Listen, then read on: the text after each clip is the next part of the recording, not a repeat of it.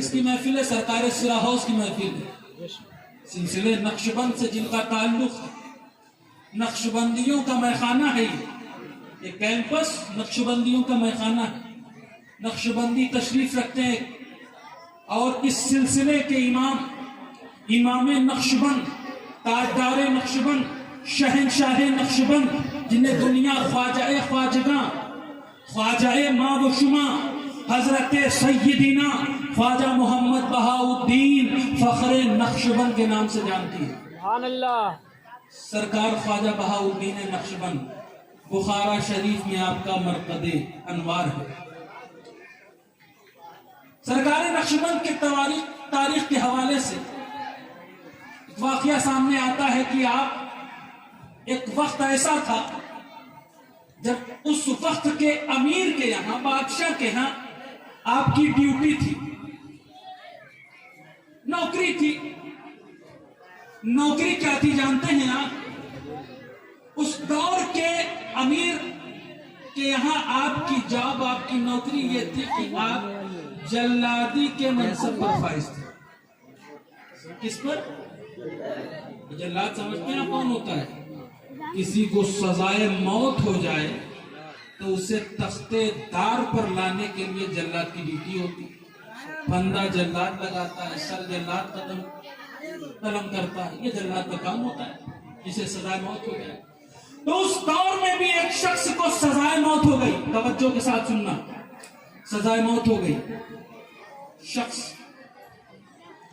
حضرت بہاؤالدین نقشبند بلاگردہ رحمۃ اللہ علیہ، آپ کو حکم ہوا کہ اس شخص کو تختے دار پر لے جایا جائے، اس کا سر قلم کر دیا جائے.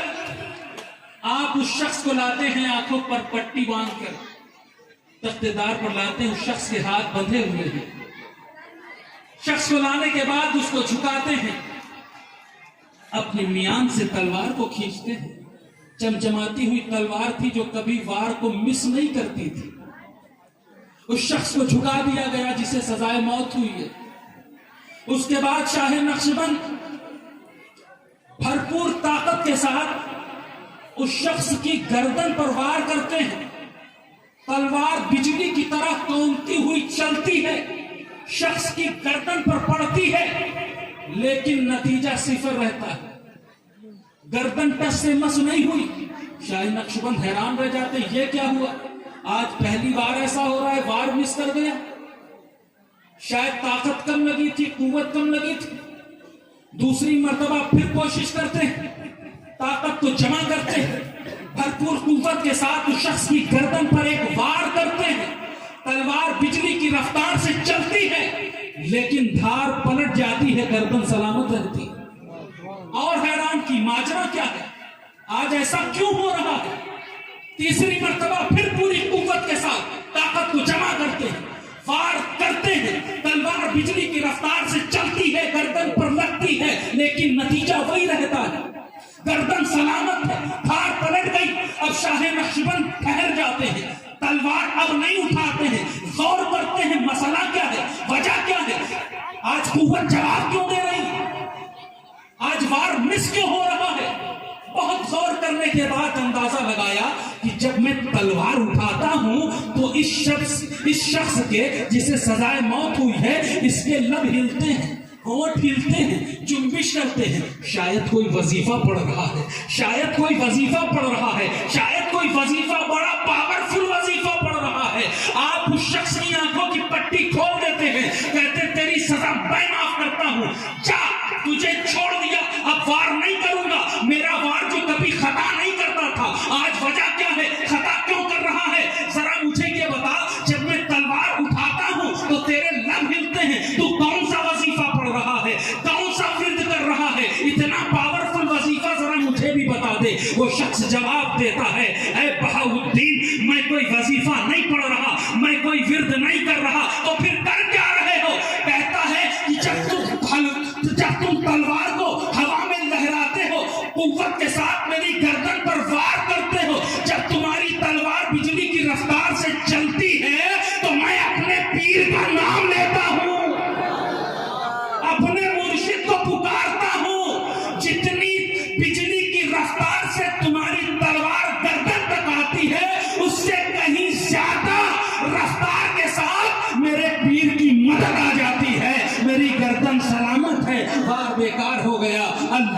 پر شاہ نقشبند سن کے حیران رہ جاتے ہیں، حیران رہ جاتے ہیں، تلوار کو ہوا میں اچھالتے ہیں، پھینک دیتے ہیں، کہتے ہیں ذرا اپنے پیر کا نام بتا دو۔ وہ شخص کہتا ہے میرے پیر کا نام حضرت سیدنا امیر کلال رضی اللہ تعالیٰ عنہ ہے۔ کہا یہ کہاں ملیں گے، اس وقت کہاں ہیں؟ کہا اس وقت فلاں بستی میں بیٹھے ہیں، میری مدد وہیں سے کر رہے ہیں، میں پکار رہا ہوں، وہ مدد کر رہے ہیں۔ شاہ نقشبند ہوا میں جھومتے ہوئے اس بستی کی طرف دوڑ لگاتے ہیں، لبوں سے ایک صدا نکلتی ہے، یہی کہتے ہوئے جاتے ہیں کہ جس شخص کا پیر اتنا پاورفل ہے کہ دنیا میں جب اپنے مرید کو مرنے نہیں دے رہا ہے تو وہ کل کو کیسے گوارا کرے گا کہ اس کا پیر جہنم میں چلا جائے۔ جب آج دنیا میں مرنے سے بچا رہا ہے تو کل کو جہنم میں جانے سے بھی بچا لے گا۔ یہ ہے پیر اور یہ ہے مرید، سمجھ رہے ہیں؟ ایسے مرید بنو کہ پیر کی مدد پر یقین رکھو، پیر کی ذات پر یقین رکھو، سمجھ رہے ہیں؟ اول فنا فنا فی الشیخ ہوتی ہے اور یہی فنا فنا فی اللہ کا وسیلہ بنتی ہے۔ جس امام غزالی فرماتے ہیں جس کا کوئی شیخ نہیں اس کا شیخ شیطان ہو جاتا ہے، جس کا کوئی رہبر نہیں ہوتا، پیر نہیں ہوتا، اس کا پیر شیطان ہو جاتا ہے، گمراہ ہو جاتا ہے وہ انسان جو راہ سلوک سے ہٹ جاتا ہے، راہ طریقت سے ہٹ کے چلتا ہے۔ وہ چاہتا ہے کہ میری راہ الگ ہو جائے اس راہ سے۔ برادران محترم، یہ صوفیہ کی راہ، اولیاء کی راہ، یہی راہ مستقیم ہے، یہی راہ مستقیم ہے جس کی تم دعا کرتے ہو اہدنا الصراط المستقیم، اے اللہ ہمیں سیدھے راستے پر چلا۔ یہ صراط مستقیم کیا ہے جس کی تم دعا کرتے ہو؟ ہم دعا کرتے ہیں نماز میں، ہر نماز کی ہر رکعت میں دعا کرتے ہیں، سورہ فاتحہ جب پڑھتے ہیں یہ دعا کرتے ہیں۔ کس کا راستہ ہے؟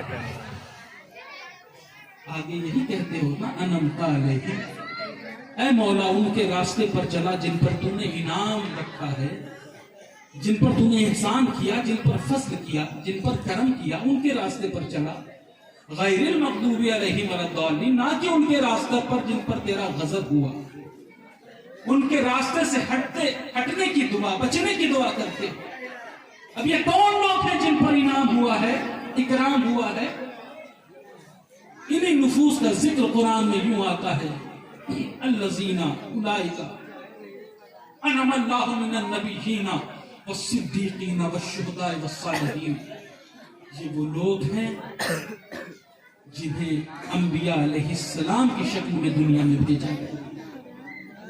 انبیاء کی جماعت انعام یافتہ جماعت، صدیقین کی جماعت انعام یافتہ جماعت، شہداء کی جماعت انعام یافتہ جماعت، صالحین کی جماعت انعام یافتہ جماعت، یعنی ان اولیاء کی جماعت انعام یافتہ۔ اسی ولی کے دامن کو اگر تھام لو گے تو راہ مستقیم پر چلتے ہوئے نظر آؤ گے۔ بات سمجھ رہے ہیں؟ انشاءاللہ